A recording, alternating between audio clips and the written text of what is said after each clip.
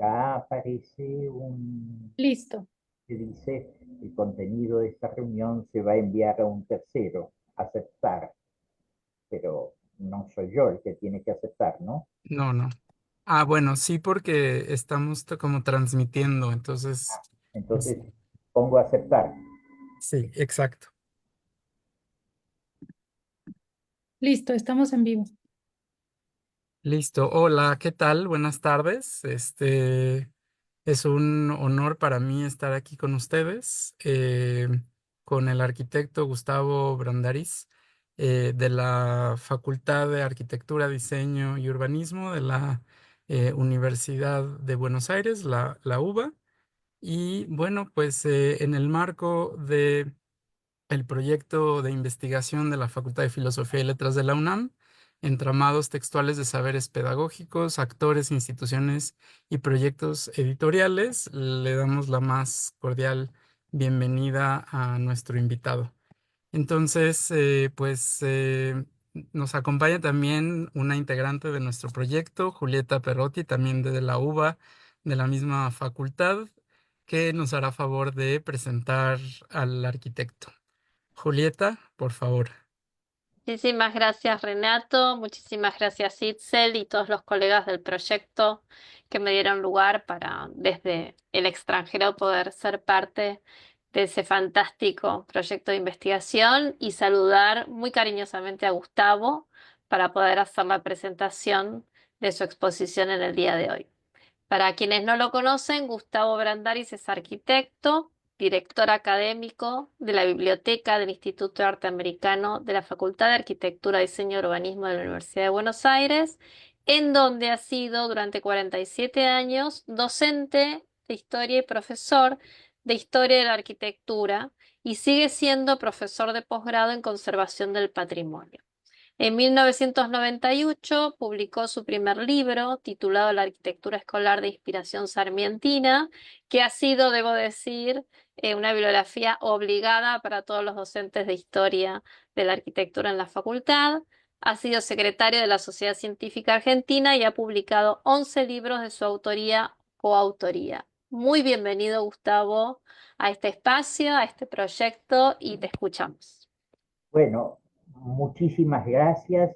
Quiero agradecer mucho a la doctora Casillas, a Renato y especialmente también a Julieta, nuestra amiga Julieta, y los amigos de la UNAM, esta oportunidad de compartir aprendizajes que fuimos haciendo a lo largo de los años. Espero no defraudar las expectativas. Le hemos puesto a esta charla, este encuentro, de la teoría arquitectónica a la teoría pedagógica sobre arquitectura escolar. El caso argentino a partir de Domingo F. Sarmiento. Para quienes no lo conocen, desde México u otros lados, Domingo Faustino Sarmiento fue un prócer argentino, el personaje histórico más importante fundacional del sistema educativo público, de la educación popular en la Argentina. Empiezo por hablar de la historia de la arquitectura, especialmente pensando en quienes no son arquitectos o quienes no son historiadores de arquitectura, porque hay algo que siempre a mí me preocupa.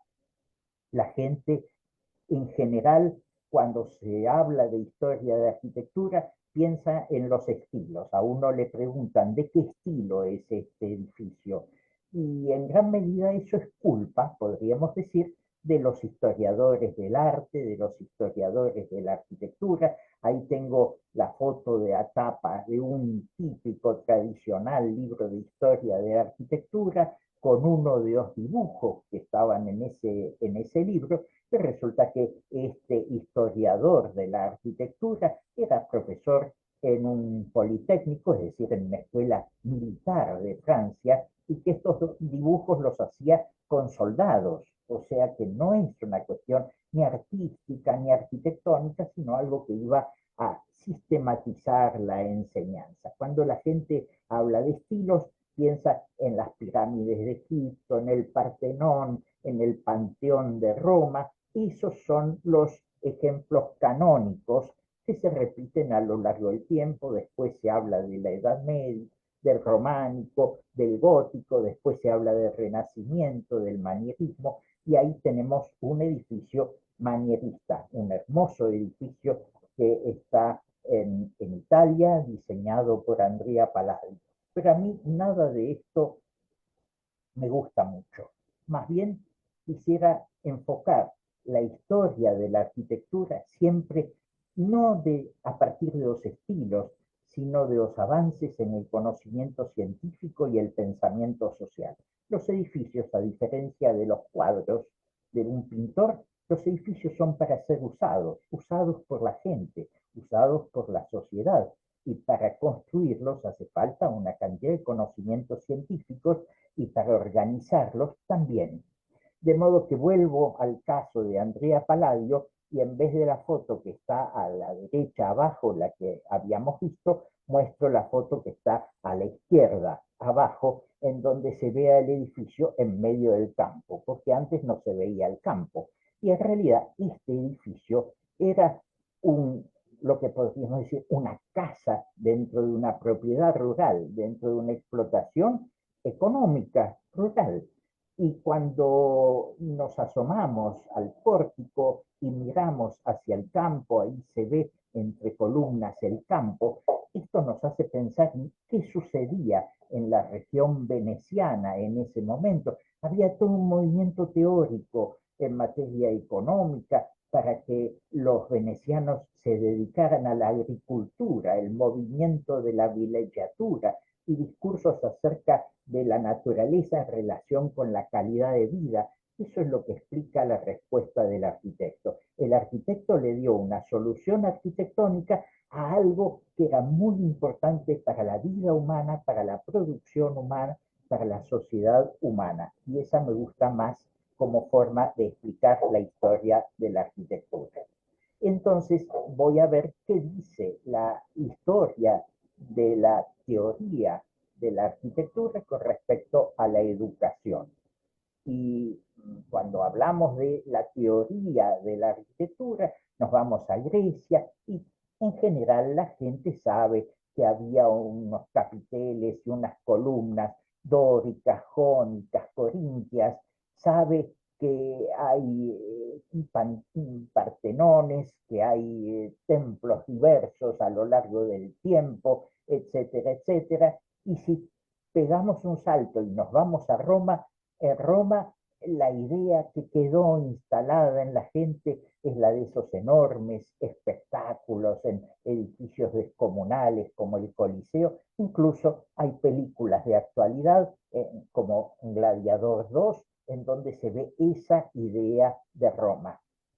Pero en Roma también pasó otra cosa. Hubo un arquitecto que escribió un libro de teoría de la arquitectura, se le escribió para un emperador, para Augusto, y en donde se explica cómo se construyen los edificios, cómo se construyen en las ideas de ellos, en las ideas de él.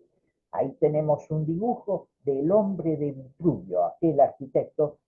Este es un dibujo de Leonardo da Vinci y claro, yo digo que tuvo suerte Leonardo da Vinci de que no le hubieran crecido las uñas porque se escapaba fuera del círculo.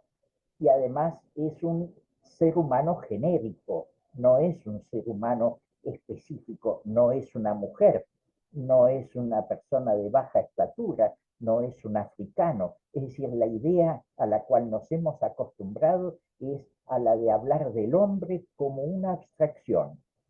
Y esto siguió durante mucho tiempo en la teoría arquitectónica. Ahí lo tenemos a León Battista Alberti, otro teórico importante, a Sebastiano Serlio, otro teórico muy importante, y cuando los teóricos aparecieron en Francia, Claude Perrault, el hermano del cuentista, el proyectista de la fachada del Louvre, también publicó un tratado de teoría y posteriormente Durán trató de sistematizar esto. Ahí están el papel cuadriculado como para hacer un edificio más chico, más grande agregando más o menos cuadraditos. Esto es lo que se entendía en ese momento por la teoría de la arquitectura, y acá lo tenemos a Cloquet, otro señor muy importante, con sus condecoraciones, haciendo un manual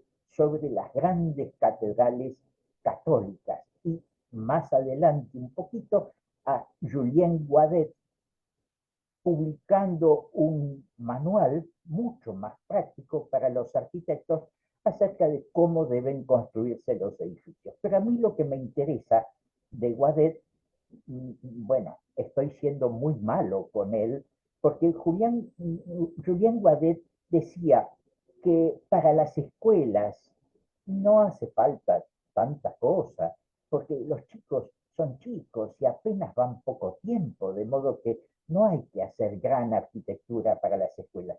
Sí hay gran arquitectura para los templos, para los palacios, es decir, para todas las cosas que se consideraban importantes. Pero esto es exactamente lo opuesto de lo que pensaba Sarmiento. Sarmiento pensaba que las escuelas debían ser edificios muy importantes porque allí es donde la sociedad recibía al chico. De modo que la imagen del mundo que se formaba el chico en su escuela no tenía que ser un edificio miserable. Entonces, parto de otro punto de vista. Si la arquitectura, la teoría de la arquitectura no me dice nada bueno ni nada interesante, vayamos a la historia de la educación, aquello que yo no sé y tuve que aprender de los pedagogos leyendo libros de pedagogía, porque cuando yo empecé a entrar en este tema de la arquitectura educacional, me di cuenta todo lo que yo no sabía en materia de educación, no solo de la teoría filosófica de la educación, sino también de la práctica de la educación. Apenas se hablaba algo de política educativa, y eso es lo que en general trasciende a la gente, el presupuesto, las medidas, si la religión sí o no, pero cómo se enseña y cómo se enseña sobre todo a un chico al cual le cuesta aprender. Sobre todo eso tuve que leer. Entonces empecé por el principio, empecé por buscar la historia de la educación a través de libros importantes que fui adquiriendo o leyendo en bibliotecas para ver la evolución mental del ser humano, aquello que los pedagogos saben, y hasta descubrir que había algo más que en general no estaba tanto en los libros, que es el impulso hacia la educación, es decir, esa vinculación con la transmisión de la vida, con la transmisión de los sentimientos, la educación no como una cuestión de instrucción, y todo esto me pareció muy importante para entender la arquitectura necesaria para la educación. Pero además hay una cuestión: ¿cómo se considera al niño o la niña? Este retrato de un pintor italiano que se radicó en la Argentina me resultó muy oportuno para ver a los niños disfrazados de grandes pequeños. Es decir, no el niño como niño, sino el niño formal vestido como si fuera un mayor. Y esta es una cuestión que me pareció clave para entender por qué la arquitectura escolar debía ser de un modo preciso. Pero leyendo otros pedagogos, como Joan Domenech, a mí me impresionó mucho un libro que tengo felizmente en mi biblioteca, que se llama Miradas a la educación que queremos. Este libro lo escribió el pedagogo, un pedagogo de España, junto con un fotógrafo. El pedagogo le decía qué es lo que quería expresar y el fotógrafo fotografiaba la idea. Y acá, en esta página, que siempre me conmovió mucho, dice el pedagogo: saber dejar la mano en el momento preciso forma parte de las destrezas educativas de los adultos. Y esto yo lo he sentido el primer día que mis hijos salieron solos a la calle y yo los esperé que volvieran, o que tomaron un transporte público. Uno vive atragantado de temor, pero eso es necesario. De modo que el niño debe hacer su vida, y esto es algo que no se explica en términos intelectuales, sino que se explica a través de la vivencia humana y la comprensión. Bien, la sociedad, integrar a los niños a la sociedad. Ahí tenemos el cuadro de las meninas de Velázquez, y es exactamente lo opuesto de lo que pretendía Sarmiento. Esos chicos no pueden jugar, esos chicos tienen una vestimenta que no es de niños, hasta miriñaques tienen en ese momento. De modo que acá hay una cuestión de visión del niño, y esa visión del niño también tiene una connotación social. Ahí a la izquierda tenemos un cuadro de la historia del arte en la Argentina, es siglo XIX, y ahí vemos la cuna colgando, pero el niño tiene su propio ámbito, su propio mueble, en un contexto de extremada pobreza. Pero al final del siglo XX, la foto de la derecha es casi el mismo nivel de pobreza, pero en otra región del mundo, y esto lo seguimos viendo todos los días. Es decir, hay mucho por hacer, y esto nos muestra la necesidad de pensar en el tema. Esta foto a mí me impresionó mucho cuando salió publicada en un medio de difusión en 2011, una clase en Afganistán. Ahí está el soldado con su ametralladora y los chicos tratando de aprender. Esto no es lo ideal. Ahí no hay arquitectura escolar, sino que hay una tragedia humana. Y también para mí es una tragedia cuando veo publicidades como esas de un barrio donde el oferente dice, vivir en este barrio es un privilegio, y los privilegios son exactamente lo opuesto de lo que deseamos en materia de educación, porque deseamos justamente que no exista esa pared que hay en la foto del medio separando a los ricos de los pobres, o la foto de arriba en donde se ve unas viviendas muy miserables y en el fondo las torres de la gente de mucho dinero. Estos son problemas quizás actuales, pero a esto llegamos, y tenemos que llegar, me parece, con un pensamiento crítico. Entonces voy a buscar la historia de la educación, por dónde empezó, y me gusta empezar por la Grecia heroica, por la aparición del ideal agonal, es decir, esa idea del perfeccionamiento personal, y la aparición del pedagogo, aquel que acompaña llevando hacia el conocimiento. Porque justamente es en esa época, poco después, en Grecia, donde aparece el primer edificio educativo de la historia de la humanidad. Ese edificio educativo, ese cuadrado rodeado de galerías, la palestra, que sirve para la educación del físico y también de la voluntad, y por lo tanto de la mente, es el que nunca encuentro en los libros de historia de arquitectura. Me hablan de templos, me hablan de palacios, pero justamente donde se enseña al ser humano es lo que está ausente en general en los libros de historia de arquitectura. Por otra parte, la historia de la educación empieza con material didáctico, y ahí tenemos una forma de enseñar. Estas son ilustraciones de libros de divulgación, no son cosas especializadas de filosofía o de pedagogía, pero me parece que son muy elocuentes, especialmente a mí me sirven mucho para enseñar a estudiantes de arquitectura estas cosas que me parecen sustanciales. Y ahí aparece la pizarrita, esa pizarrita arriba que fue el primer cuaderno de clase, la primera notebook que tuvieron los chicos. Y acá aparecen esos rollos de papel o precursores del papel, es decir, aparecieron los elementos con los cuales se empezó a enseñar. Y ahí aparece otro problema que me parece importantísimo para entender la historia de arquitectura. ¿Cómo se enseña y para qué se enseña? La institución escuela, de algún modo, apareció en la Edad Media, pero apareció como un recurso de catecismo, es decir, donde se procuraba que el educando aprendiera a repetir lo que se le enseñaba, no a pensar por sí mismo. Todo eso tuvo un valor, tuvo un mérito, pero es un método. La cuestión es cómo llega todo esto hasta nuestra actualidad.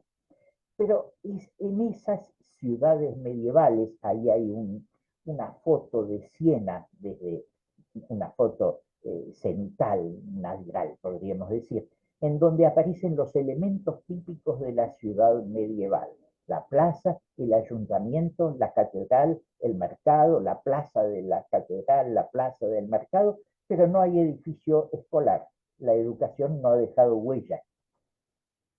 Y si nosotros buscamos a través de otras imágenes, 1650, ahí tenemos una imagen de una escuela, un desorden total, un esfuerzo descomunal para que alguien aprenda, pero no hay método, no hay espacio, no hay edificio escolar, no hay nada de lo que nosotros hoy en día entendemos por una escuela. Donde sí aparece algo nuevo es con los jesuitas.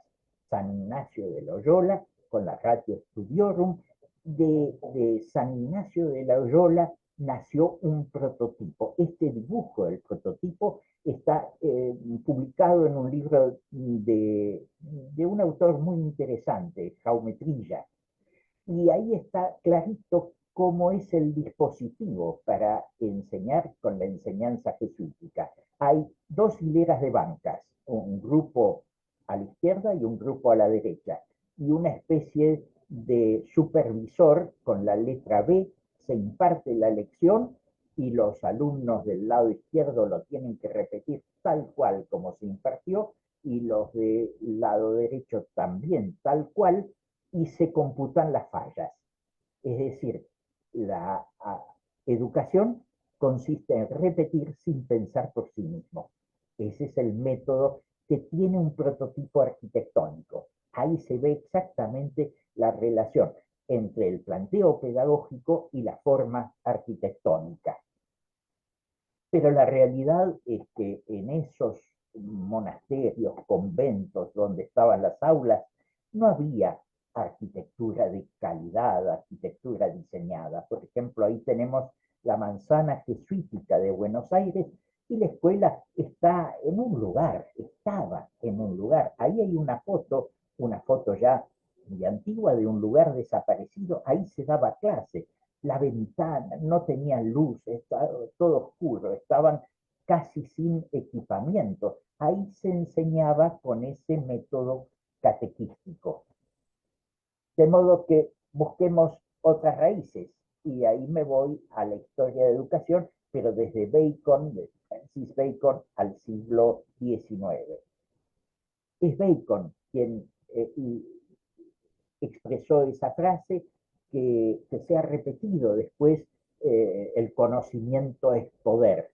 Esto no lo entienden algunos magnates actuales que siempre creen que el dinero es lo que da el poder y terminan derrotados por el conocimiento, aunque dejan muchos muertos en el camino. Pero Francis Bacon tenía ideas bastante distintas. John Locke, pensador muy importante, hay, están publicados en forma de libros sus pensamientos, y es interesante lo que él dice. Todo el que tiene niños a su cargo debe estudiar con cuidado sus naturalezas. Esto no se les ocurría antes, estudiar la naturaleza del educando para entender cómo aprende el niño.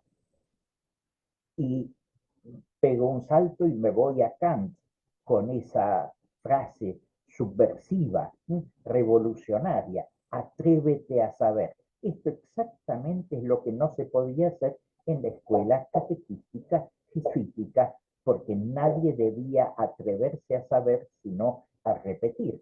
Y de eso sale también Emilio y la educación, la pedagogía de Rousseau, y en la Revolución Francesa, Condorcet fue el hombre que planteó por primera vez de una forma explícita, filosófica, la idea de la instrucción pública.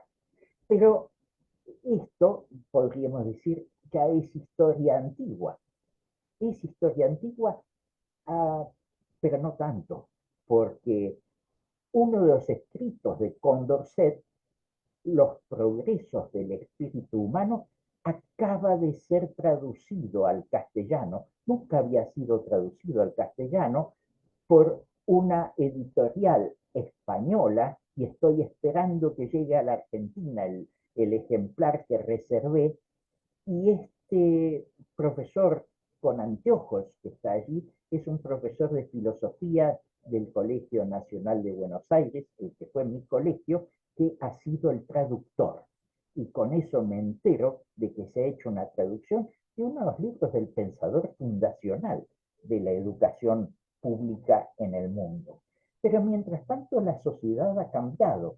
Ahí tenemos un retrato de un empresario fabricante de porcelana en Inglaterra, Wedgwood, y ahí tenemos, como era un hombre de mucho dinero, hizo retratar a sus hijos, a su familia, y tomo el detalle de los hijos abajo, en donde los chicos ya no están vestidos como en las meninas, sino que están vestidos con ropa mucho más cómoda y tienen juguetes. Por primera vez el niño, podríamos decir, es un niño, no es un grande pequeño. Este empresario era miembro de la Sociedad Lunar de Birmingham. Lunar porque se reunían los lunes, los días de luna llena. Y ahí tenemos los socios de este club intelectual, Erasmus Darwin, es decir, el padre de Charles Darwin, Galton, Priestley, los hombres que investigaron acerca del aire, acerca de los gases, acerca de la fabricación de vidrio, de la máquina de vapor, Benjamin Franklin, el inventor del pararrayo, Lavoisier, el químico. Esos clubes intelectuales fueron en donde se fueron elaborando nuevas ideas sobre la sociedad. Entonces busco las fotos del siglo XIX, pero no las de las meninas. Ahí tenemos un cuadro en una provincia argentina de Franklin Rawson, pintor, que pintó la infancia, pero la infancia no disfrazada de persona mayor. Claude Monet, impresionista francés, está con un juguete, Renoir con un aro, y Dickens escribió Oliver Twist, una obra en donde el niño es un protagonista. Víctor Hugo en Los Miserables pintó a los niños miserables, es decir, las nuevas ideas empezaron a cambiar el mundo. Y ahí lo tenemos a Lewis Carroll con La verdadera Alicia, y tenemos la película de Disney. Y en un momento Alicia en la película de Disney se queja y dice, ¿cómo me va a interesar un libro que no tiene figuritas, que solamente tiene textos? Y claro, es en el siglo XIX donde, gracias a Henry Cole, aparecen las tarjetas de Navidad, aparecen los libros infantiles ilustrados, gracias a Rowland Hill aparecen los dibujitos en las estampillas. Es un mundo visual completamente nuevo para los niños, y aparece Carlo Collodi escribiendo Peter Pan, que es una novela de terror, porque Stromboli es un personaje terrorífico, y además, si los chicos no estudian y no van a la escuela, van a terminar siendo burros. Y este es el mensaje del siglo XIX. De modo que algo está cambiando, lo mismo que nos vamos a Inglaterra y James Barrie inventa Peter Pan, y Peter Pan y los niños perdidos son niños. Quiere decir que hay una nueva visión completamente diferente, que no viene de la filosofía ni de la teoría pedagógica, sino de otros pensadores. De modo que si buscamos las imágenes de la vida escolar, ahí tenemos una en azul a la izquierda, y vemos el castigo. Y en un museo pedagógico de Montevideo, en Uruguay, encontremos las orejas de burro, las palmetas, el castigo. Y vemos en la época de Mark Twain una escuela en Estados Unidos, un desorden total, todavía nada ha cambiado, pero cambia la sociedad, aparece la revolución industrial, aparece la máquina de vapor se convierte en ferrocarril, se convierte en barcos en el Mississippi, y en Inglaterra aparecen dos cosas ambiguas, es decir, dos cosas más bien eh, contrarias. Por un lado, los niños trabajando en las minas o los niños desollinadores trabajando en la revolución industrial. Pero por el otro lado, Lord Shaftesbury publicando un libro, Los esclavos blancos de Inglaterra, quienes eran los niños, es decir, los niños esclavizados. Aparece la protesta contra todo esto y entonces aparece una idea nueva acerca del ser humano convertido en máquina en la revolución industrial, y por lo tanto la idea Lancaster de crear una máquina de educación, la escuela lancasteriana, donde el chico recién alfabetizado le enseña al de al lado. Todas las bancas están en forma de hileras, la clase se regula por medio de toques de campana, y todo esto formó parte de una educación que se difundió mucho por el mundo en las primeras décadas del siglo XIX. Es el sistema educativo que propiciaban próceres de la independencia americana como Bolívar, y es lo que no gustó a los que vinieron después, que partieron de otras ideas completamente distintas.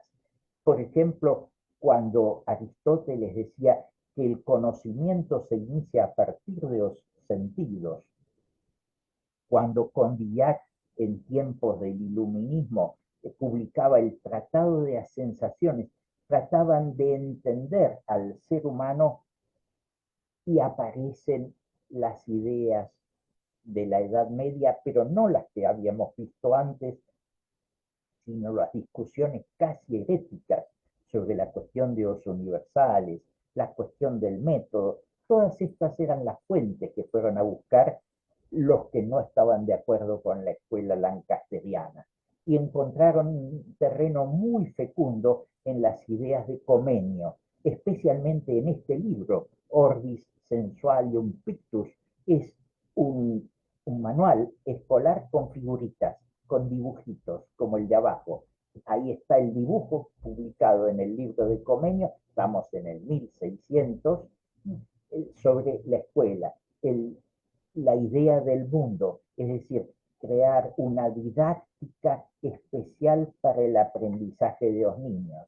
Y pegamos un salto, influido por Comenio, Pestalozzi, y ahí tenemos a Pestalozzi dando clases y diciendo algunas cosas que me parecen fundamentales. Por ejemplo, la riqueza y variedad en estímulos y juegos son causa de que los resultados de la necesidad física lleven generalmente en sí el sello de la libertad e independencia. Riqueza y variedad de estímulos, todo lo contrario de la escuela catequística medieval o jesuítica, porque lo que se propone acá es el desafío a los chicos para que puedan ser libres. Es una idea completamente diferente. Y acá lo tenemos al duque de Wellington con sus nietos, y el abuelo está jugando. Un abuelo que derrotó a Napoleón está jugando con los nietos. Es una cosa completamente diferente de la que habíamos visto antes. Y acá avanzó el tiempo en el romanticismo, tenemos los libros ilustrados, los que quería Alicia en el País de las Maravillas. Alicia quería libros ilustrados, libros con dibujos. Y acá tenemos a los niños en una escena casi de teatro de títeres y demás, es decir, la actividad propia. Pero 1794, Revolución Francesa, Declaración de los Derechos del Hombre, gorro oficio, todas esas cosas, pero se me han olvidado casi siempre de Joseph Lacanal, que fue el impulsor de las escuelas normales. Porque para poder hacer eso con los chicos hacía falta maestros, hacía falta profesores, maestras, profesoras. Entonces había que sistematizar la educación y al sistematizar la educación hicieron falta leyes. 1833, la ley francesa. Y ahí es donde empiezan a haber pensadores como Guizot, Toussaint, es decir, gente del ambiente de la filosofía, de la política, de la pedagogía, que impulsaron la creación de un sistema educativo, ya no de escuelas, de un sistema educativo. Entonces voy en busca de las raíces intelectuales de Sarmiento y me encuentro con Wilhelm von Humboldt, el creador en 1810 de la Universidad de Berlín, el gran impulsor de la educación pública en Prusia, y me encuentro con François Guizot, con las escuelas públicas en Francia, y en Estados Unidos con Horace Mann, un político inteligente de Boston que dejó la política y se dedicó a la educación. De modo que acá tenemos algunos personajes claves en lo anterior a nuestro Sarmiento. 1848 es considerado el año del nacimiento de la arquitectura escolar. Siempre hay antecedentes y siempre hay cosas diferentes, pero Horace Mann, este político de la zona de Boston, de Massachusetts, fue el primero que en base a la pedagogía hizo construir por arquitectos un edificio escolar para escuelas en base a ideas pedagógicas. Y ahí tenemos la planta, el plano de este edificio que hoy prácticamente está destruido, no, casi no ha sido conservado.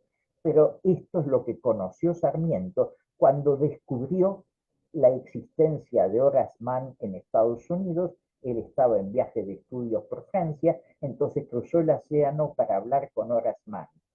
Y de Horace Mann, él aprendió cosas como estas. El edificio de la escuela es la escuela misma. Y esto es clave. Lo dice también, eh, lo dice también Jaume Trilla. La escuela es un lugar, a la escuela se va. ¿Sí? Como se va a la iglesia o como se va a la fábrica, se va a la escuela, porque la escuela es un edificio en donde pasan cosas. Entonces, esto es clave como idea nueva. Alrededor de 1837, Horace Mann en Boston, Massachusetts, fue secretario del nuevo Board of Elementary and Secondary Education. En ese año en la Argentina se formó un grupo romántico liderado por Echeverría, del cual formó parte Sarmiento, y ya Sarmiento tenía experiencia pedagógica porque a los 14, 15 años se había largado a enseñar sin conocimientos pedagógicos, sin métodos, pero él había aprendido a leer y escribir y a chicos más grandes que él había empezado a enseñarles, tenía experiencia educativa. Pero viajó a Estados Unidos y se encontró con Horace Mann y se encontró con Henry Barnard, que publicó en ese momento un libro sobre arquitectura escolar para otras zonas cercanas de Estados Unidos, en donde aparece no solo el edificio, sino también parte del equipamiento de estos edificios. Entonces, nuestra figura clave es Sarmiento porque es el que trae estas ideas a la República Argentina. Sarmiento había nacido en la provincia de San Juan, y él la recuerda así: he nacido en la provincia ignorante y atrasada, pero rescata a su madre, que su madre era una artesana, tejía, tenía un telar, y era lo que hoy llamaríamos una pyme, una pequeña y mediana empresa. Y fue su madre la que lo fue orientando en sus primeros pasos.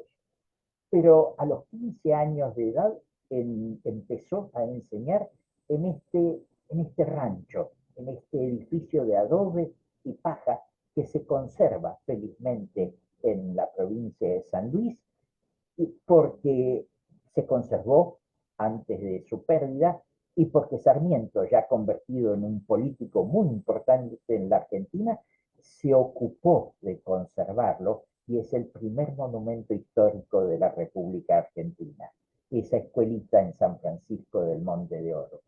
Él formaba parte de una generación de románticos progresistas que fueron muy importantes para la Argentina y fue un autor. Hay 52 tomos publicados y se calcula otros 52 si se compilan todas sus cartas y todas las cosas que escribió. Pero en 1845 escribió un libro de política que es más de sociología que de política. Y Borges, nuestro escritor Borges, decía que este debería ser tenido como el libro más importante de la historia argentina. Pero Sarmiento, exiliado por las cuestiones políticas de la Argentina, se radicó en Chile y gente que lo quiso mucho en Chile le dio subsidio para que hiciera un viaje de estudios por Europa.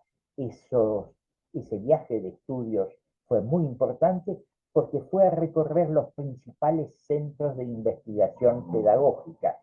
Así es como visitó las zonas de Comenio, las zonas de Pestalozzi, la zona de Humboldt. Se entrevistó con el hermano menor de Humboldt en las zonas de Guizot y se entrevistó con Horace Mann en Estados Unidos y publicó a la vuelta de su viaje un libro de 360 páginas, La educación popular, en donde se explica hasta los sistemas de calefacción que hacen falta para las escuelas, la importancia de que en la escuela, en el aula, haya un reloj para que los chicos aprendan a administrar el tiempo, cómo se enseña. Antes de que volviera a la Argentina, después del cambio político, Benito Juárez lo invitó a México y Sarmiento no quiso ir a México para no alejarse demasiado de la Argentina porque él soñaba con volver a la Argentina después del derrocamiento del político que gobernaba la Argentina, que él consideraba que era un tirano. Pero Benito Juárez lo conoció, evidentemente lo quiso y apreció su pensamiento. Se produjo el cambio político esperado, Sarmiento entró por primera vez a Buenos Aires, en 1852 se produjo el cambio político, en 1853 se sancionó la Constitución Nacional Argentina, que incluía la obligación de las provincias de brindar educación primaria. En 1856 Sarmiento quedó a cargo de la jefatura del Departamento de Escuelas de la provincia de Buenos Aires y entonces empezó a proceder la acción. Por ejemplo, en este caso hay un plano del barrio más antiguo de Buenos Aires y él fue designando a los vecinos más entendidos del tema para que fueran a buscar a los chicos para crear una escuela y para juntar el dinero para crear una escuela. Y abajo a la derecha tenemos un dibujo de cómo era esa escuela, yo diría más moderna que la que había visto en Estados Unidos, y ahí tenemos el primer pupitre que entró a la República Argentina, importado por Sarmiento de Estados Unidos. Y sabemos que ese pupitre vino y que estuvo en la casa de una señora amiga de la familia de Sarmiento y que sirvió como modelo para construir esos bancos acá. Y él, en ese sentido, tenía ideas claras. Sarmiento transcribió el pensamiento de otros pensadores. Por ejemplo, Erastus Otis Haven, presidente de la Universidad de Michigan, cuando hablaba del banco escolar, lo relacionaba con la fisiología. Hoy en día diríamos con la antropometría, con la ergonometría. Es decir, cuando él dice un asiento imperfecto está proclamando la barbarie moral e intelectual de un pueblo, esto me parece fundamental y tengo preparado algo para el final de esta charla. Ahí tenemos los bancos norteamericanos con sus patentes. Hoy en día todo esto se puede felizmente consultar por internet los distintos fabricantes, los distintos modelos, cada patente. Y Sarmiento aplicó todo esto inmediatamente en la Argentina. En 1860 pudo lograr que se construyera el primer edificio construido para escuela en Buenos Aires, mucho mejor que el primer edificio de Horace Mann. Y acá tenemos este edificio, ya ha sido remodelado, prácticamente no existe, pero ahí tenemos el patio con los chicos, están jugando una cinchada, es decir, un edificio con salón de actos, el lugar para la ceremonia, no el lugar para el juego como el patio, de modo que echemos una mirada a lo que pasó acá. En 1870, la Ley de Educación Primaria del Reino Unido. 1881, Francia. 1884, la Argentina. Las leyes de educación primaria pública en los distintos países.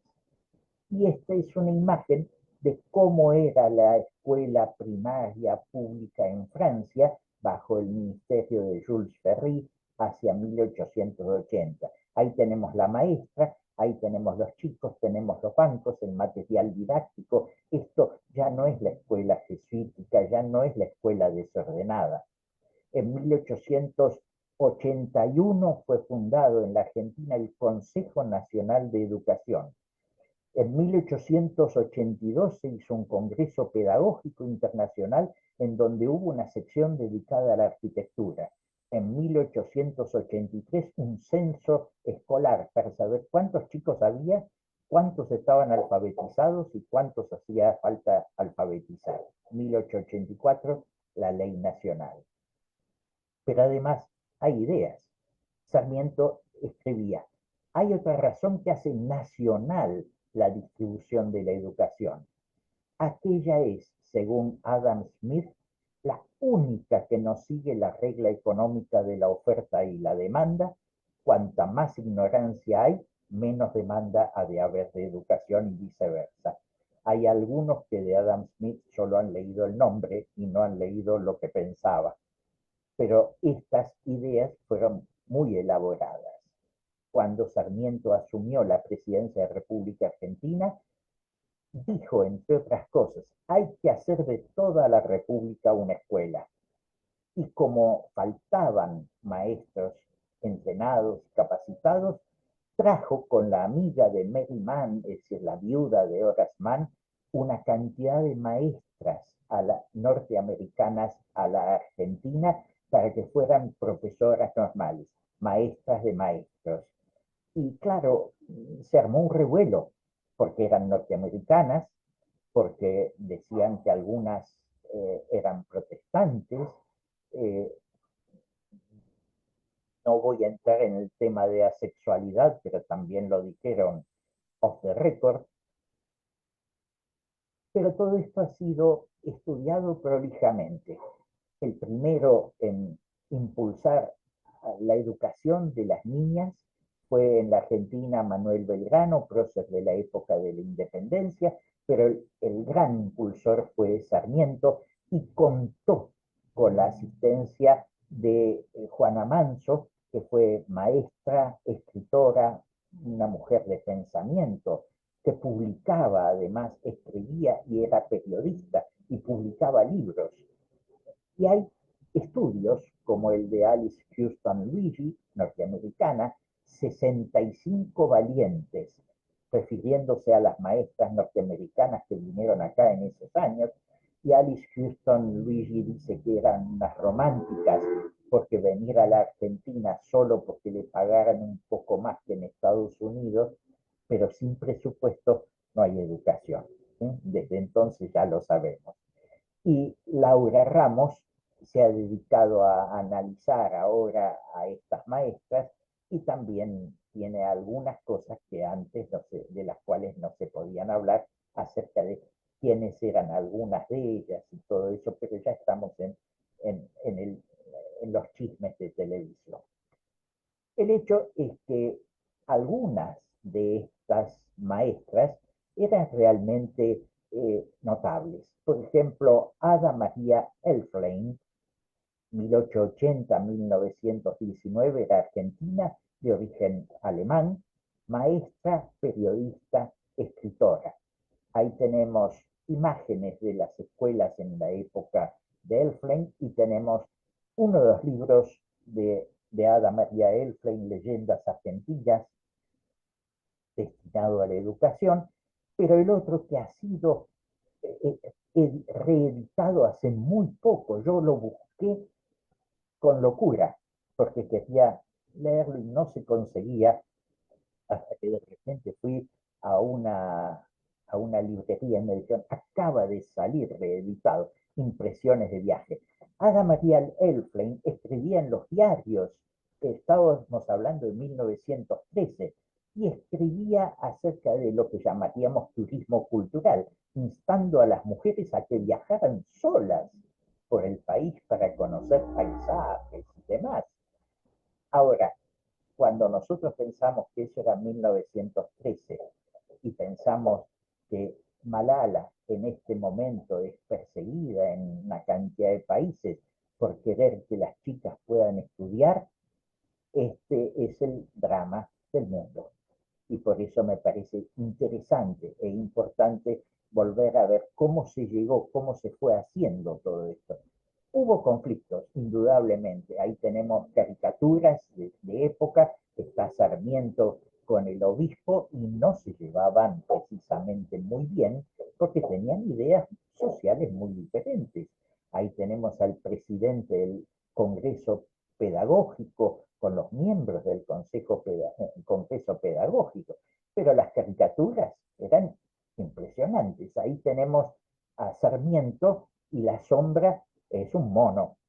Esto es como lo veían los clericales a Sarmiento.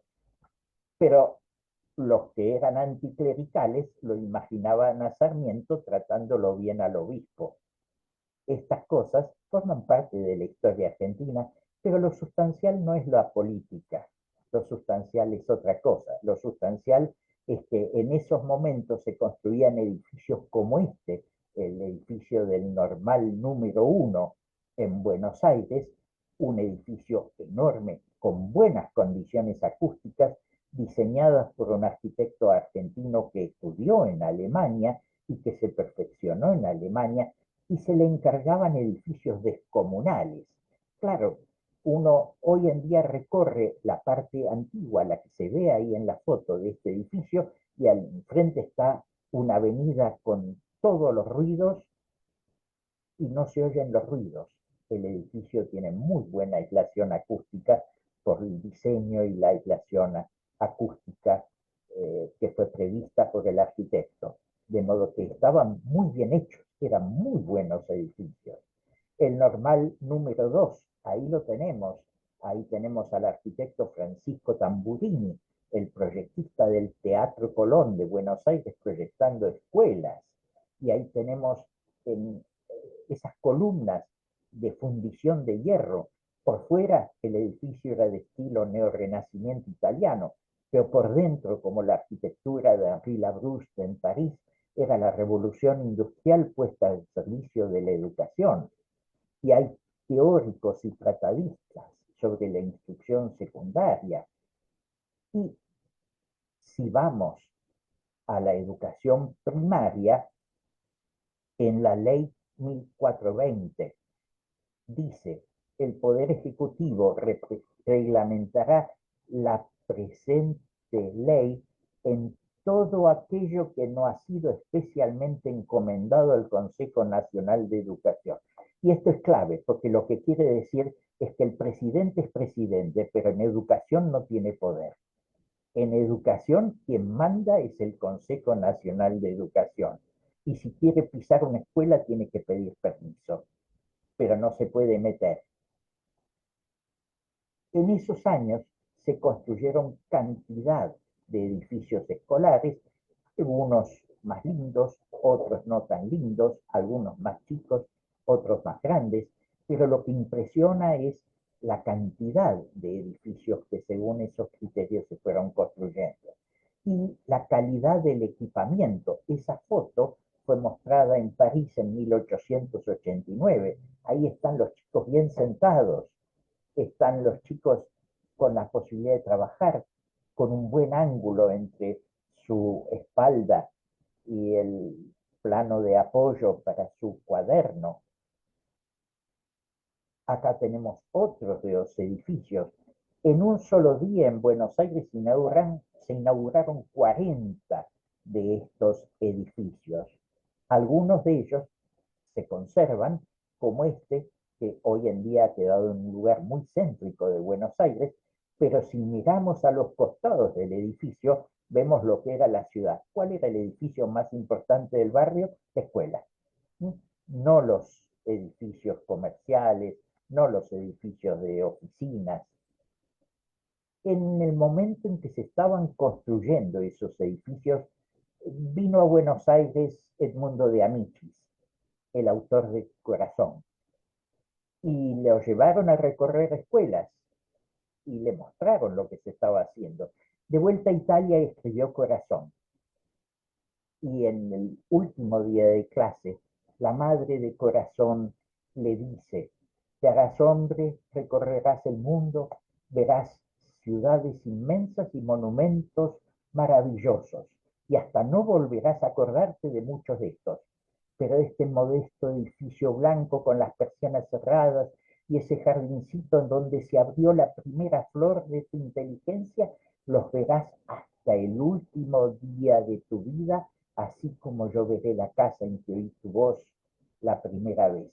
Entonces tomo esta frase y le contesto al tratadista de arquitectura del siglo XIX: momento, las escuelas no son despreciables, por más que los chicos estén poco tiempo, porque la escuela dura para toda la vida. La escuela es el edificio que marca, podríamos decir, la idea del mundo, de modo que la arquitectura escolar es muy importante si acompaña la educación, si es diseñada por educadores, por pedagogos, por gente que entienda cómo se enseña, qué hace falta, qué valores, qué necesidades tiene.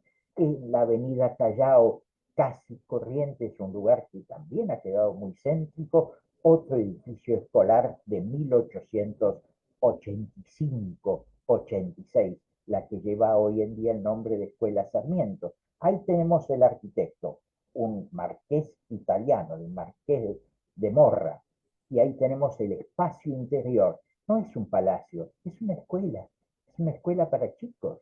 Ahí lo tenemos al arquitecto, que era un noble italiano, está con su uniforme de caballero del Santo Sepulcro, pero él vino acá y trabajó gratis para hacer escuelas porque se asoció a esa idea de elevar a los chicos a la cultura por medio del arte arquitectónico, porque para ellos era importante ese edificio. Y acá tenemos esa escuela. Hoy en día ha quedado rodeada de edificios más altos, pero todavía sigue existiendo con sus detalles artísticos. No es un palacio, es una escuela. Y acá tenemos el busto de Sarmiento, hecho por un escultor italiano importante. Y acá tenemos parte del material que equipaba a estas escuelas. Ahí abajo está el planetario. Yo lo tuve en mi escuelita. Ahí se ponía una vela y se hacía girar los planetas para entender el día y la noche, para entender cómo daba vueltas la luna, y está el tornillo de Arquímedes, y están las escuadras, el transportador, todo el equipamiento. Esas escuelas son las que mostró la República Argentina en 1889 en la exposición de París, cuando se construyó la Torre Eiffel, con fotos muy buenas del fotógrafo Samuel Booth. Y acá tenemos la tapa del álbum. Pero vuelvo a algo que antes les dije, la foto de Siena. En 1962, Denis de Rougemont, un pensador, un sociólogo suizo, decía: entendamos a Europa no a través de su filosofía, sino de su morfología. Intentemos pues reconstruir Europa partiendo de la plaza comunal. Acá todo se resume en un vistazo porque alrededor de la plaza ustedes encuentran la iglesia, el ayuntamiento, a menudo la escuela, los cafés, mercado y la circulación. A partir de esta plaza banal y por lo tanto típica, un sabio desembarcado de Marte o de Venus podría reconstruir sin demasiados errores las estructuras esenciales de nuestra civilización. Él incluyó a la escuela, pero no está incluida en las ciudades medievales. Sí está incluida en las ciudades argentinas. Ahí tenemos la capital de la provincia de Buenos Aires, La Plata. Al lado de la catedral está la Escuela Normal de La Plata, como para que se miren de reojo. El cura mirando la escuela normal y preguntándose, ¿qué hace esto allí? Y desde la escuela normal miran a la catedral y dicen, aquí estamos para educar a los niños. Y acá tenemos el plano de la ciudad de Buenos Aires, pero no el de las guías turísticas, sino el del Consejo Nacional de Educación. El Consejo Nacional de Educación iba monitoreando los loteos y los nuevos barrios a los cuales llegaban cientos, miles de inmigrantes. Entonces calculaban, si este terreno se va a convertir en un barrio, ahí va a haber tantos chicos, hace falta una escuela para tantos chicos. Y así se iban construyendo las escuelas en la medida en que iba creciendo la ciudad. Y para eso se sistematizaron los diseños. Morra, el mismo arquitecto que mencionábamos antes, elaboró 3 esquemas típicos de escuelas según las distintas capacidades. Y así se construían una tras otra en los distintos barrios. Y el esquema en planta lo tenemos abajo a la izquierda. Tiene una entrada en donde está la secretaría y la dirección. Y la dirección tenía que estar adelante para que el director no se escondiera en la comodidad del fondo. Las aulas, mirando al patio, el patio abierto para el recreo, el patio cubierto para cuando llueve, y los sanitarios se ubicaban normalmente al fondo o al costado. De modo que el plan pedagógico tenía una circulación enfrentada al costado de las aulas y el patio para iluminar y para jugar del otro lado. Pero cuando miramos bien las fotos, vemos que en estas escuelas que se construían ahí, la calle era todavía de tierra y que incluso ahí marqué con un círculo lo que se llama el limpialodo. El chico venía con los pies llenos de barro, porque la ciudad era de barro, y en el limpialodo se podía sacar el barro para poder entrar a la escuela, que era el avance de la civilización. El edificio más emblemático de todos estos fue la Escuela Presidente Roca, y tenemos el proyecto del edificio, y acá la tenemos, al lado del Teatro Colón, en un barrio en donde cuando se construyó no había mansiones, sino que había casas muy humildes, lo que se llamaban conventillos de inmigrantes, incluso prostíbulos. Y se colocó semejante escuela para que los chicos pobres pudieran tener el mejor edificio del barrio, cuando todavía no estaba terminado el Teatro Colón. Acá la tenemos hoy, y a esa escuela siguen trayendo en 3 buses todos los días chicos de barrios muy humildes para que tengan la mejor escuela en donde pueden. Ahí está la escuela en construcción, ahí están las columnas del frente de la escuela de un solo bloque de piedra, de granito, que fueron traídas en carreta de bueyes desde Tandil y labradas en la plaza enfrente para que el edificio fuera artístico. Ahí las están izando y colocando en su sitio. Y hubo una gran fiesta de inauguración en 1903, en donde llamaron a personas, a señoras y señoritas de muy buena posición económica. Ahí está la lista, y en las revistas ilustradas de la época salió publicada la fiesta de inauguración de la escuela. Y ahí figura Victoria Aguirre, que fue coleccionista de arte, filántropa, propulsora de un parque nacional, y ahí está Delia del Carril, pintora y grabadora, que fue esposa durante 20 años de Pablo Neruda, del poeta chileno. Eran figuras importantísimas en la sociedad, y ahí nos metemos en la escuela.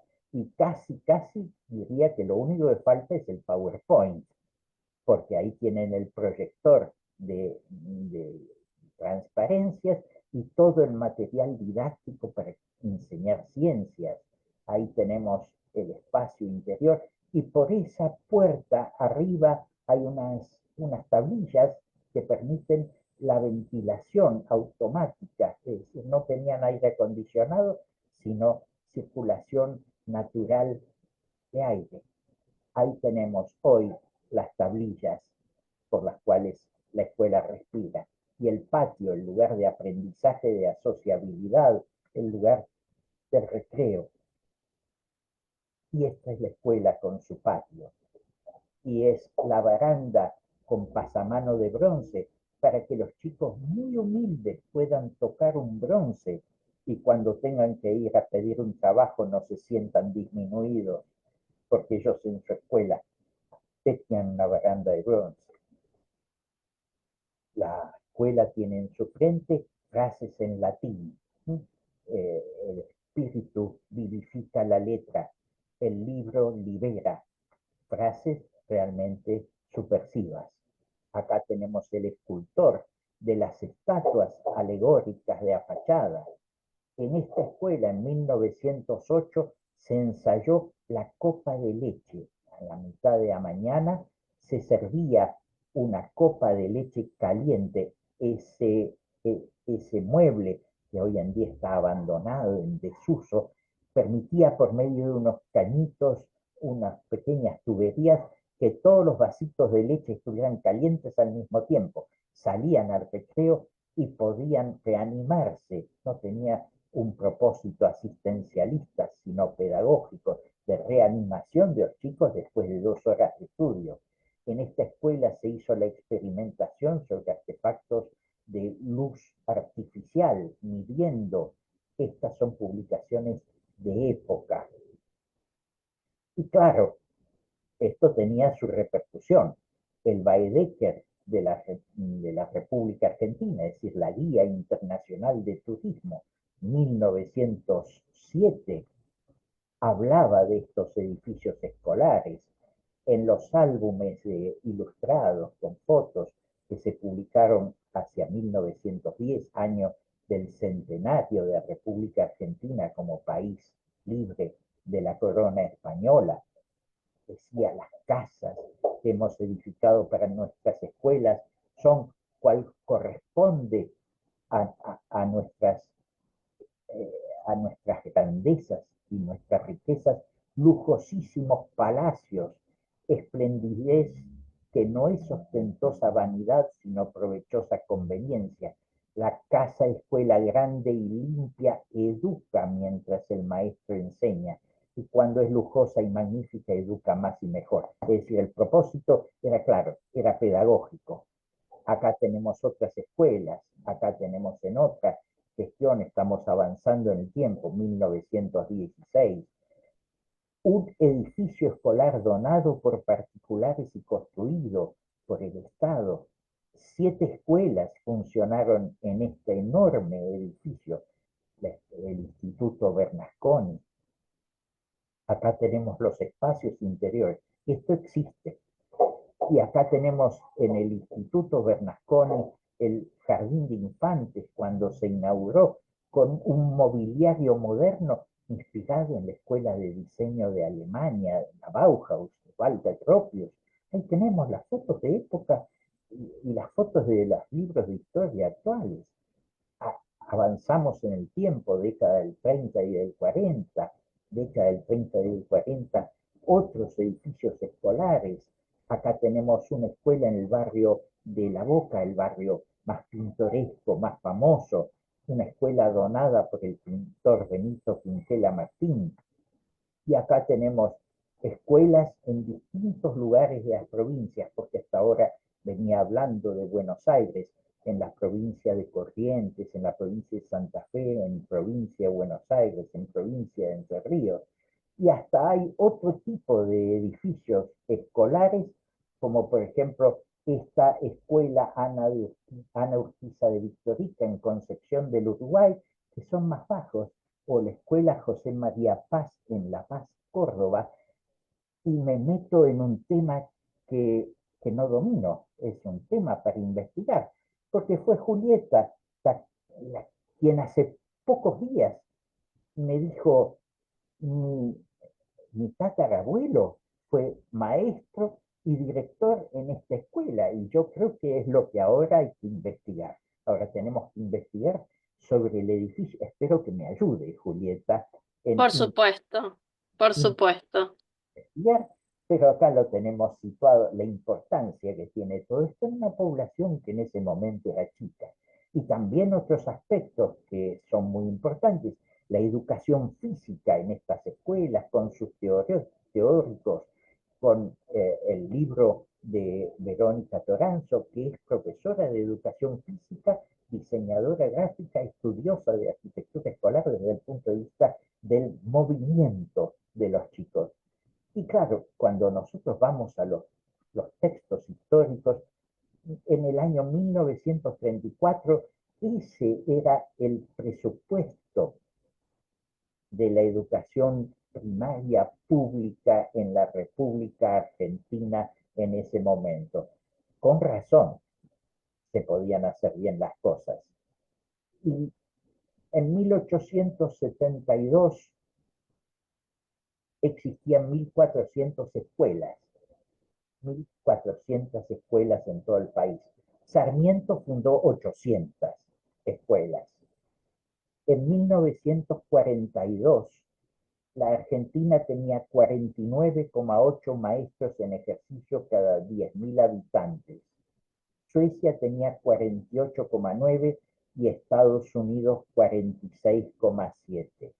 Eso nos da una idea de lo que nos hemos olvidado los argentinos, por lo menos yo trato de no olvidarme, de que cuando miramos a Estados Unidos o a Suecia con envidia o con resignación o con tristeza, nos olvidamos de que cuando invertíamos en educación, en ciencia, en tecnología, éramos un país capaz de, de competir o de superar a esos países que hoy en día miramos de una forma asombrada. En su último viaje a Chile, Sarmiento fue a despedirse de Chile, ya se sentía enfermo y viejo, y pronunció un discurso en el cual rescaté una frase. En realidad no la encontré de estudiar, sino que la diseñadora gráfica de mi primer libro me pidió una frase contundente, y entonces tuve que volver a mis libros a buscarla, y encontré esta: vuestros palacios son demasiado suntuosos al lado de barrios demasiado humildes. El abismo que media entre el palacio y el rancho lo llenan las revoluciones con escombros y con sangre. Pero os indicaré otro sistema de nivelarlos: la escuela. Creo que ahí está la síntesis de lo que pensaba Sarmiento y la síntesis de lo que necesitamos recordar. En, en su despedida de la vida, en el álbum de una mujer, Sarmiento hizo una especie de reflexión sobre sí mismo y, y puso: espero una buena muerte corporal, pues la que me vendrá en política es la que yo esperé, y no deseé mejor que dejar por herencia millares en mejores condiciones intelectuales, tranquilizado nuestro país, aseguradas las instituciones y surcado de vías férreas el territorio como cubiertos de vapores los ríos, para que todos participen del festín de la vida de que yo gocé solo a hurtadillas. Quiere decir que está en el propósito humano, en el sentimiento de este personaje histórico, la clave para entender por qué la educación, por qué los edificios escolares. Y Antonio de la Torre, poeta sanjuanino, escribió una poesía el primer día de escuela. Fuimos con la madre, hervía de niños la escuela del barrio. Las rondas se daban al viento de marzo. La mañana toda vestía de blanco. Los niños más grandes iban por los patios, las alas abiertas, el gozo en los labios. Y los nuevos, todos con cara de llanto, los ojos muy grandes y el miedo en las manos. Entramos resueltos. Aquí lo traemos, dijimos temblando. No podíamos irnos. Por la abierta reja nos quedamos mirando. Era el más pequeño de todos, el nuestro, y tan formalito sentado en su banco, se quedaba solo, solo con la vida entre los extraños. Alguno tenía que llorar primero. Menos mal que ella me ganó de mano. Este es el sentimiento. Sin esto no se proyectan edificios escolares. Ahora, esto fue lo que se hizo y hubo quien lo vio. Por ejemplo, en 1922, José Vasconcelos, vuestro José Vasconcelos, el primer Vasconcelos, porque como muchos de los positivistas, después tuvo quizás otras ideas, pero vino como representante de México al acto de asunción del presidente Marcelo T. de Alvear y escribió: hubiéramos deseado llevar a México 3 o 4 profesoras argentinas de declamación. En realidad, por lo que hace importar maestros, yo hubiera contratado 1000 por lo menos. Él vio cómo eran los maestros y las maestras en la Argentina y escribió esto que nos llena de honra, que él, viniendo de México, del ambiente de la UNAM, de la tradición pedagógica, haya visto en nuestros maestros y maestras de escuelas. Pero claro, cuando empezamos a ver un poquito qué es lo que él vio, una de esas profesoras de declamación de aquel tiempo era nuestra poetisa Alfonsina Storni, una delicadísima poetisa que era maestra de niños débiles, es decir, de niños con riesgo de tuberculosis, y era profesora del Instituto Teatral Labardén. Estas eran las maestras que enseñaban a los niños humildes. Vasconcelos tuvo relación en ese momento con la sociedad y la cultura argentina, y en ese sentido, yo no sé si cuando ustedes estudian a Vasconcelos, eh, que después, digamos, tiene como una especie de contaminación con debates políticos, pero en este momento, un momento de frescura, acá José Ingenieros le publicó un artículo sobre Pitágoras, una teoría del ritmo, y él separa muy claramente lo estático de lo dinámico, las cosas, el tiempo y la vida, y se conservan cartas como esta de Vasconcelos a José Ingenieros agradeciéndole por la publicación acá. ¿Qué pasó en México? Y yo estoy esperando que en el próximo encuentro del seminario ustedes nos cuenten a nosotros lo hecho en México. Lo que yo puedo descubrir es que Pedro Ramírez Vázquez, que, que tuvo conocimiento de cómo se hacía la arquitectura escolar en la Argentina, fue el inventor de un aula rural y una escuela prefabricada que se llevaba en componentes en camiones. Ahora, lo interesante del asunto es que las historias de la arquitectura escolar me cuentan que se construyeron en 17 países de América, más de 150.000 unidades en México. La UNICEF adoptó este prototipo de escuela, se construyeron en África. Yo no sé si ustedes tienen una historia de arquitectura escolar. Cuando yo busqué datos me encontré muy poco, Y para complementar nuestra visión, necesitaríamos que lo investiguen y nos lo cuenten. La investigación de ustedes habla de entramados textuales y entonces les podemos mostrar una bibliografía. La bibliografía en la cual yo me he basado y en parte empiezo por mi libro, que fue mi entrada en este tema en 1998, después un tesista argentino que hizo su tesis en Brasil, publicó algo sobre el tema, en Santa Fe nuestra colega Lucía Espinosa publicó sobre las escuelas en Santa Fe, se publicó algo sobre las escuelas de 1905, Verónica Toranzo sobre las escuelas en relación con la educación física, mientras iba por las librerías recorriendo y tratando de encontrar libros como el de Jaume Tilla, Ensayos sobre la escuela, o de Joan Domenech, o del argentino Erasmo Montoya,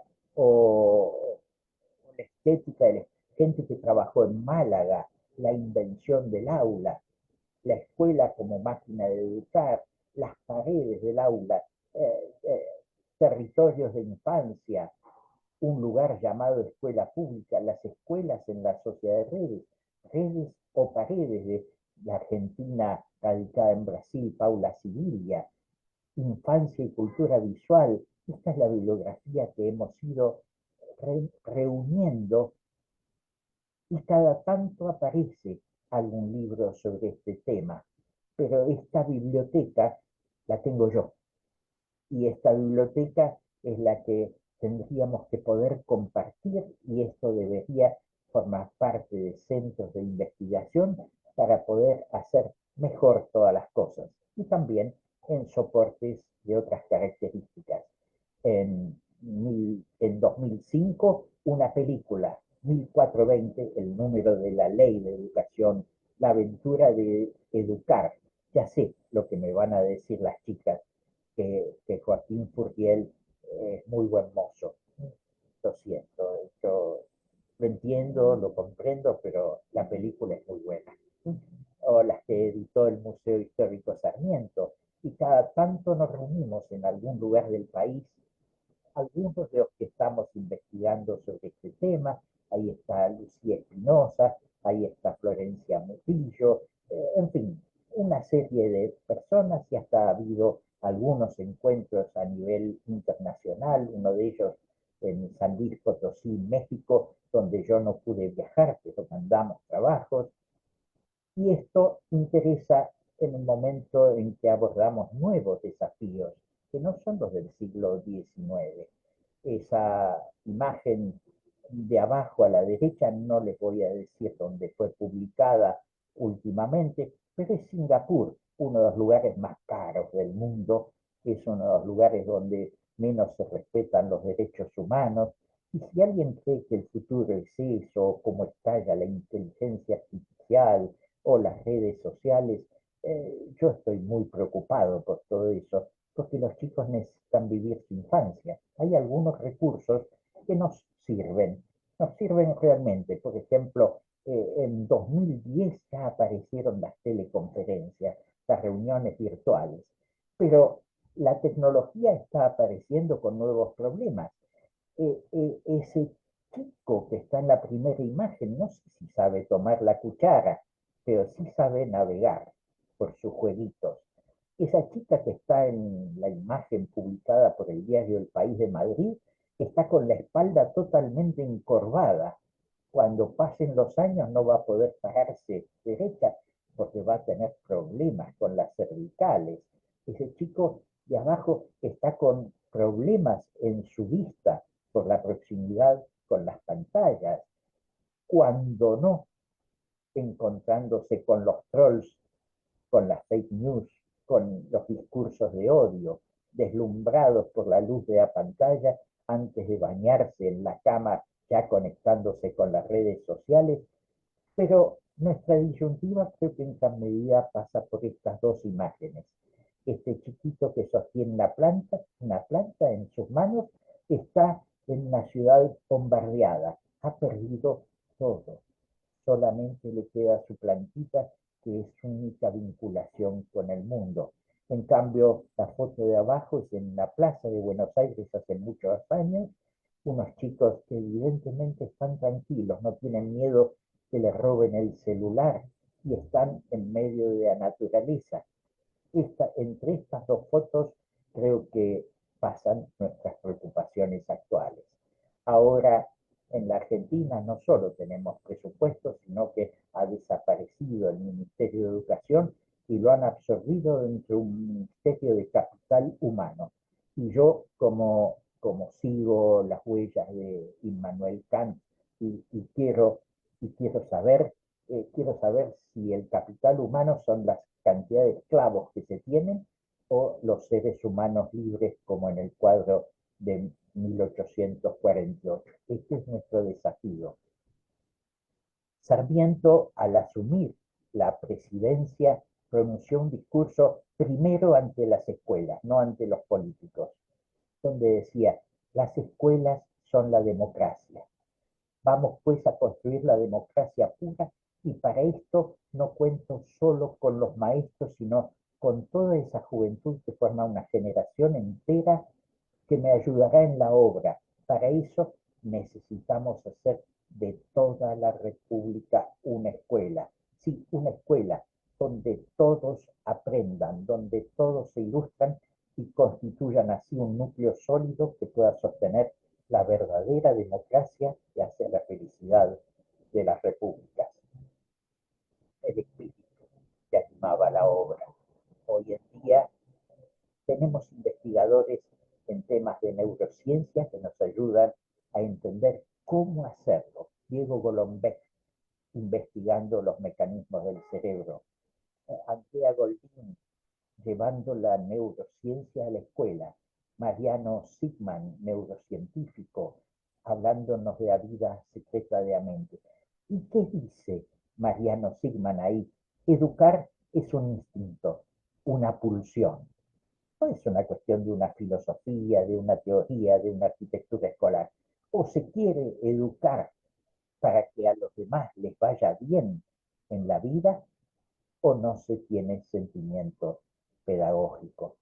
Esto nos lo están diciendo en este momento y creo que vale la pena si queremos un futuro mejor, una vida mejor en el futuro, creo que vale la pena que recojamos la experiencia y también el pensamiento actual. Hay quienes lo hacen. En 2001, Francis Queré, primer arquitecto de su comunidad, primer africano en recibir un premio internacional muy importante, casi por el método de autoconstrucción, enseñando a construir a su pueblo de origen analfabetos, volvió de su formación europea y les enseñó a construir una escuela. Quiere decir que están siguiendo un camino en Burkina Faso que la Argentina siguió en el siglo XIX, pero falta extender a enormes partes del mundo. De modo que esto es lo que de algún modo quise traerles a ustedes cuando Julieta, Itzel me plantearon este desafío. No sé si es exactamente lo que ustedes esperaban, pero, pero por el momento es lo que traté de hacer. Acá terminamos. Gracias, Gustavo. Ha sido de verdad un placer escucharte y ver cómo relacionas ideas sobre qué tiene y cómo tiene que ser la educación con la importancia de ese espacio, de cómo los arquitectos que piensan y no solo, bueno, no solo tendrían que pensarlo, sino que además lo llevan a cabo, cómo pueden estar en consonancia con estas ideas de cómo y qué tiene que ser la educación nacional de un país, de un momento, de un individuo, de un niño, de un adulto, etcétera. Pues yo quedo fascinado. Ahora vamos a revisar si hay alguna pregunta, algún comentario en nuestra transmisión de Facebook, pero me gustaría empezar haciéndote la misma pregunta que le hice a Julieta hace algunos meses. Me es inevitable hacer esta pregunta en un tenor de comparación entre Argentina y México. Yo le decía a Julieta que a mí me llamaba mucho la atención que también la segunda mitad del siglo XIX mexicano em, es el espacio en donde se construye a partir del triunfo de los liberales frente a los conservadores una serie de instituciones educativas. Es decir, el espíritu de los que estaban en torno a Juárez, pero no exclusivamente, de generar estos espacios, incluida la Escuela Nacional Preparatoria, etcétera, pues como una forma de ir en contra de cierto adoctrinamiento de las élites eclesiásticas, por ejemplo. Pero a nivel arquitectónico yo le preguntaba a Julieta y Julieta me dijo que no sabía, pero que te iba a preguntar, pero ahora lo hago yo de manera directa. Es que en el caso mexicano, el liberalismo viene también con esta ley que se llamó de desamortización de bienes de la iglesia. Eso quiere decir que muchos de los espacios que eran antiguos conventos, diferentes tipos de bienes que le pertenecían a la Iglesia Católica son incautados por el Estado mexicano y son convertidos en espacios educativos, escolares, que, como bien nos has mostrado, no estaban pensados exclusivamente para ser espacios escolares, no por lo menos espacios escolares, digamos, desde la perspectiva de los liberales, pero era un espacio que había que ocupar. Y así tenemos el Colegio de San Ildefonso, famosísimo, y así muchos otros. Y en Argentina, en contraposición, y nos has mostrado muy bien, hay como una fiebre de construcción de estos espacios escolares. ¿Nos podría o me podrías contestar, nos podrías comentar por qué crees que hay como esta divergencia? ¿Por qué en México se tratan de hacer esos espacios o en Argentina más bien por qué hay esta fiebre de construcción de estos espacios, ¿no?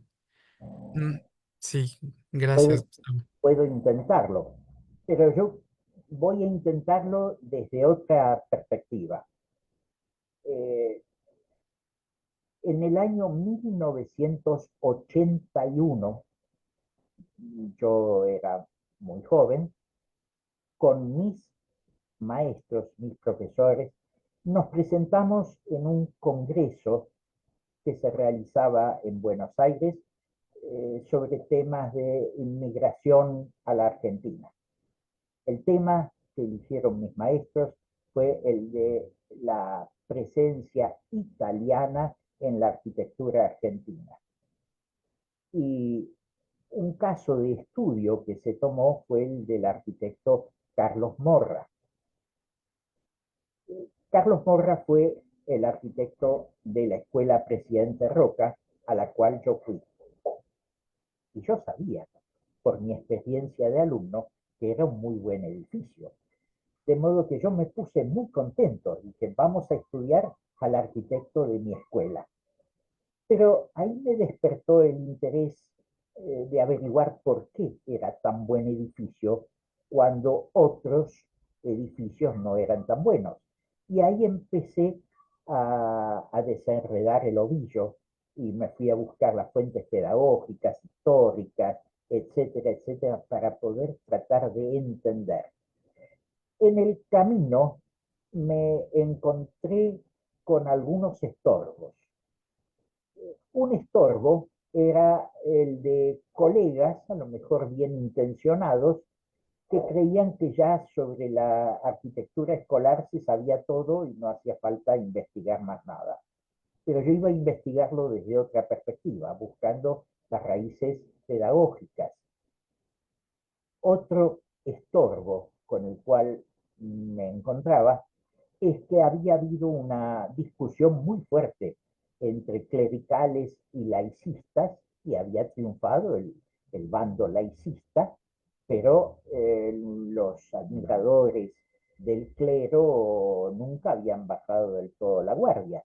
Pero para mí esa no era el eje, ese no era el eje de la discusión, porque además muchas de las escuelas privadas, confesionales, católicas, habían sido hechas por arquitectos que tenían las mismas ideas arquitectónicas que los edificios estatales. De modo que en la arquitectura no había esa separación. Lo que pasa es que la arquitectura religiosa que había cuando se empezaron a construir escuelas en la Argentina era muy poca y era muy pobre. La Argentina era un país muy pobre y no tenía un pasado previo a la independencia de la riqueza y de riqueza artística y arquitectónica de México. Y además los conflictos no habían sido tan virulentos, tan virulentos. Cuando Sarmiento, eh, podríamos decir, campeón del bando laicista, terminó su presidencia, el obispo se dirigió a él y le dijo, puede estar tranquilo que durante su presidencia la iglesia no se vio vulnerada por su gestión. Es decir, un reconocimiento realmente muy noble hacia el adversario ideológico más fuerte que podía tener. En realidad, en realidad era en gran medida esas cuestiones unas cuestiones de dinero más que de fe, porque la inversión que se iba a hacer en materia de educación pública, laica, estatal, algunos querían desviarla para sostener colegios confesionales. Era una cuestión presupuestaria, no era una cuestión ni pedagógica ni siquiera ideológica. De modo que esto está documentado y se enturbió mucho el relato por mezclar lo pedagógico con lo económico, económico político y demás. Yo no sé cuál es la historia de México, más allá de lo que alguien que le tiene mucho afecto a México, como es mi caso, y busca conocer y aprender, pero uno puede acceder a aquello que está trabajado e investigado por otras personas.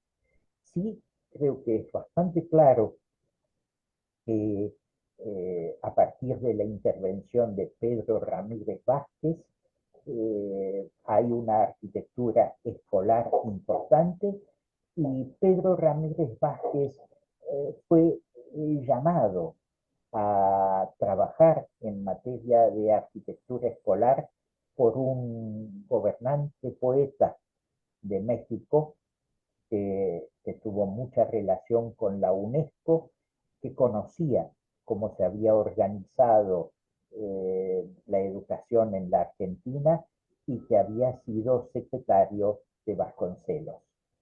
De modo que entre Vasconcelos, entre el primer Vasconcelos, este hombre y Pedro Ramírez Vázquez, hay evidentemente una transmisión de ideas que funcionó. Y uno ve las obras de Pedro Ramírez Vázquez y empiezo por el Museo Antropológico, por lo que yo he podido ver, por fotografías y filmaciones, y me parece que están muy claras las ideas de que el museo sea un edificio para la ciencia y para la educación popular. De modo que creo que en ese momento sí hay una gran claridad. La, Claro. la llamada querella escolar entre clericales y laicistas es muy francesa, la heredamos en Centroamérica, Norteamérica y Sudamérica, pero como algo importado. Y cuando yo menciono a Francis Bacon y a John Locke, busco sortear eso porque no hay ese conflicto Mm, religioso en el mundo anglosajón, como tampoco lo tenía delante Horace Mann. Por eso le fue quizás más fácil, sin tantos obstáculos, desarrollar programas de educación popular, entiendo. porque no había conflicto de intereses. No sé Sí, si eso ayuda a responder. sí, ayuda y bueno, más bien abre muchas posibilidades. Quedan 10 minutos de nuestra sesión. Voy a leer cuatro comentarios que están que estuvieron en Facebook. Tal vez los hago todos para que Gustavo puedas contestar de manera puntual o global según te parezca. Dice nuestra querida Itzel Casillas, dice muchas gracias, arquitecto, por la generosidad en lo que nos comparte. Dice, ha sido una magnífica recuperación de la historia de la educación a partir del espacio y cuya lectura, y lo pone entre comillas, resulta necesaria para pensar la conexión entre lo arquitectónica y la teoría educativa y pedagógica, sin dejar de lado lo que se pone en juego relacionado con lo político, lo geográfico y por supuesto la experiencia educativa. Muchas gracias. Georgina Ramírez, también profesora de la Facultad de Filosofía y Letras de la UNAM y colega miembro de nuestro proyecto, dice, muy interesante conferencia, muchas gracias, profesor Gustavo. Me gustaría que ahondara en las diferencias entre una arquitectura escolar o de la escuela y la arquitectura del aula. Y, perdón, se movió, perdón, es que siguen llegando. Ah, perdón. Y para quienes están interesados o interesadas en indagar sobre arquitectura escolar, ¿cuáles serían algunas pistas Em, metodológicas para hacerla? Muchos saludos. Israel Rivas, también colega nuestro del seminario, del proyecto, dice, muchas gracias por la presentación tan detallada. Es muy valioso el ejemplo del desplazamiento disciplinario que tuvo que hacer desde la teoría de la arquitectura a la historia de la educación para poder entender mejor la arquitectura escolar en Argentina. En México falta investigar sobre este tema. Y finalmente, si quiere, leo uno más para que pueda hacer una respuesta. Isabela Salvatore dice, muchas gracias por la presentación. Me pareció muy interesante retomar ideas que no son precisamente comillas, comillas filosóficas, como los cuentos infantiles que finalmente reflejan el pensamiento de la época, principalmente de adultos, de cómo imaginaban que era el mundo de un niño y la forma en que eso se refleja en la posteridad. Por ejemplo, cuando mencionó a Pinocho con la idea de que los niños que no van a la escuela son burros. Eh, y al pasar las diapositivas nos presentó las formas de castigo, donde efectivamente había unas orejas de burro, algo rudimentarias, pero de burro al fin de cuentas. Lo que me parece aún más increíble es que científicamente el mundo siguió avanzando, pero las orejas permanecieron. Todavía yo las recuerdo por allá de 2008, nos comenta Isabel. Entonces, Gustavo, no sé si quieras comentar sobre estos comentarios que nos hacen. Bueno, como no, tomo el tema del edificio escolar y del aula. El edificio escolar, tal como lo he mostrado, es un edificio que tiene una presencia muy importante a nivel urbano. El edificio más importante del barrio, la escuela. Pero cuando entramos al aula, estas escuelas tenían un aula que tenía un frente. En el frente, el pizarrón. A la izquierda, normalmente a la izquierda, el escritorio de la maestra o del maestro. A la derecha, la puerta de entrada. Y en el espacio principal, los bancos donde están los alumnos o las alumnas. Cuando el maestro o la maestra escriben en el pizarrón, el conocimiento es transmitido por el docente al pizarrón y está más adelante que el docente. O sea que el punto de observación no es el docente, sino el pizarrón. Y el maestro o la maestra está de espaldas a los alumnos y por lo tanto es el primer observador del conocimiento, pero también él mira el conocimiento, él o ella. Quiere decir que si nosotros por un momento cerramos los ojos y nos preguntamos qué hizo esta gente, reemplazó el altar por el pizarrón. Y el oficiante, en vez de sermonear a los alumnos, es el primero que mira el pizarrón irreverencia al conocimiento, de modo que todo esto era pecaminoso. Es decir, en el diseño del aula está una nueva visión acerca del docente, el enseñante, el oficiante, podríamos decir, el conocimiento y el aprendizaje. De modo que cuando nosotros lo miramos de esa forma, la operación de diseño arquitectónico que se hizo en ese momento no era nada inocente, era muy intencionada. Lo que pasa es que poca gente se fue dando cuenta de eso, porque poco a poco le fue pareciendo natural, normal, pero la intencionalidad estaba, porque estaba la intencionalidad de que fuera el conocimiento el que tuviera la autoridad y no el maestro. El maestro es el transmisor, podríamos decir.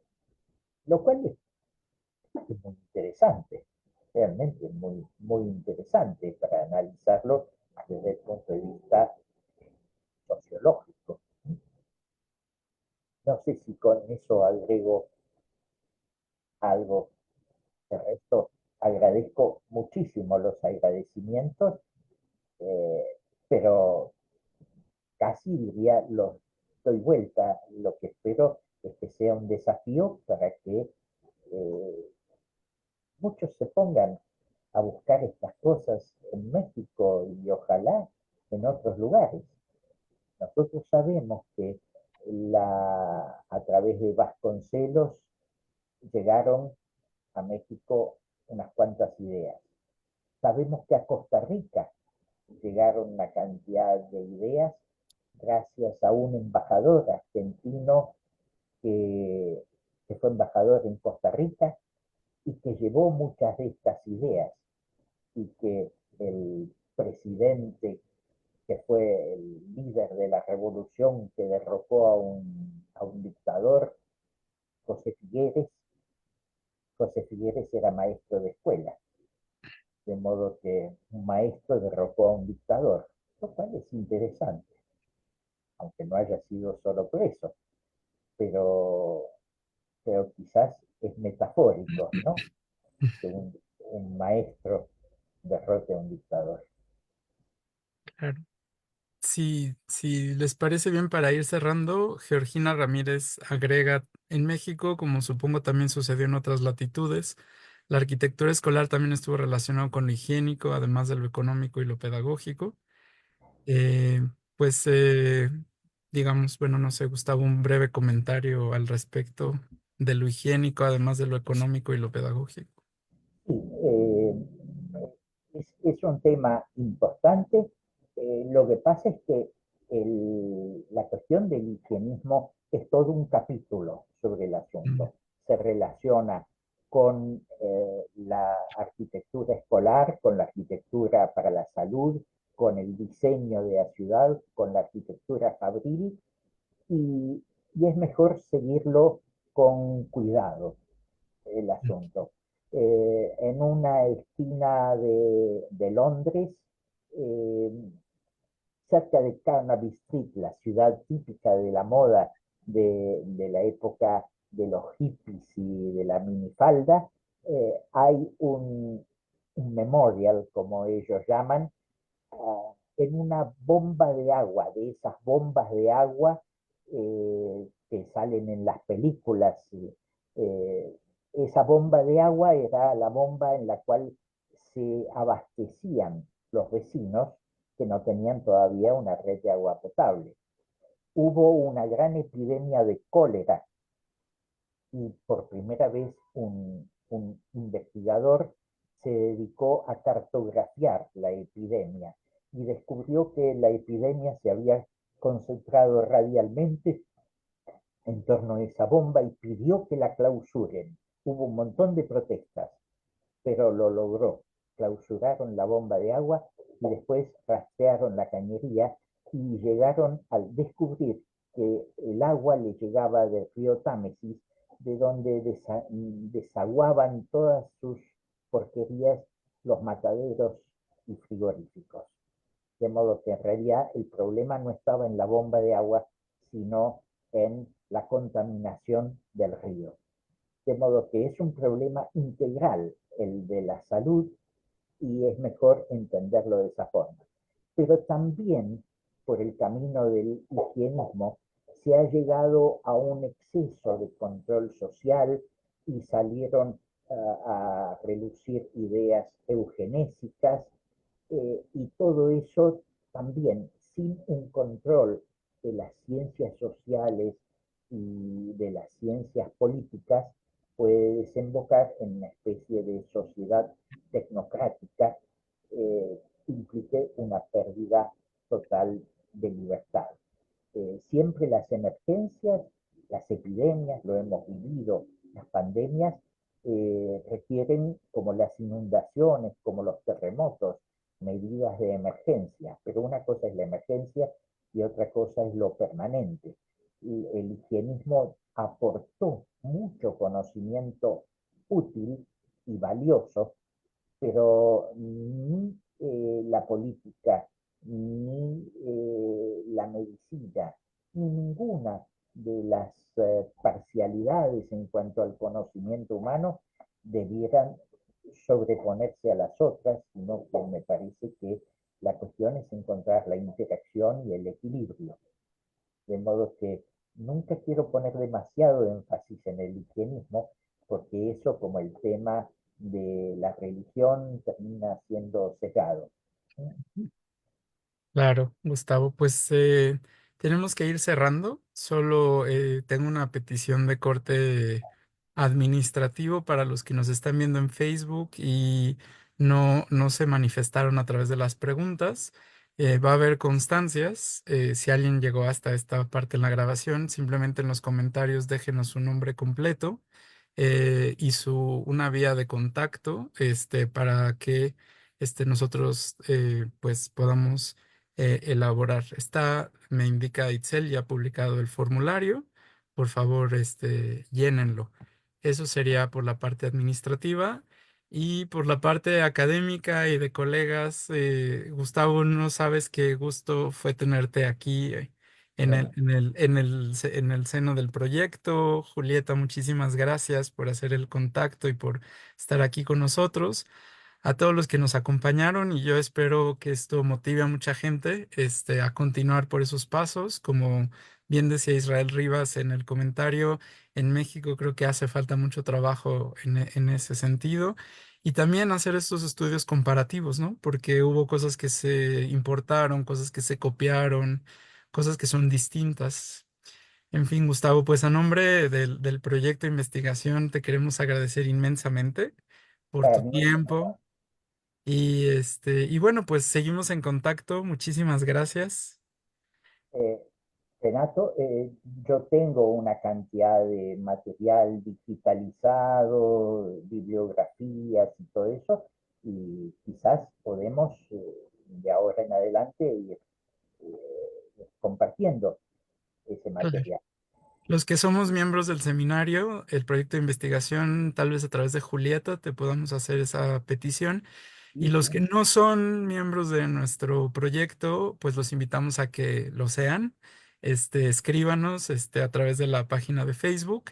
Y si de todas maneras no quieren ser parte y solo están interesados en este tema, también escríbanos y nosotros los pondremos en contacto con el profesor Gustavo. Y bueno, pues buenas noches por allá, feliz verano, día caluroso. Aquí en Muy la Ciudad de caluroso. México, aquí en la Ciudad de México hace relativamente frío. Y bueno, pues, pero vamos todos con el corazón muy contento, muy con la mente en otras, viendo otras posibilidades, otros horizontes. Gracias, Gustavo, gracias, Julieta, y gracias a todos los que nos acompañaron. gracias a ustedes. Mándennos un poco de frío por Zoom. Totalmente. Muchísimas gracias, Renato Itzer, y a todos los colegas. Fue un placer. Perfecto. Hasta luego. Nos vemos.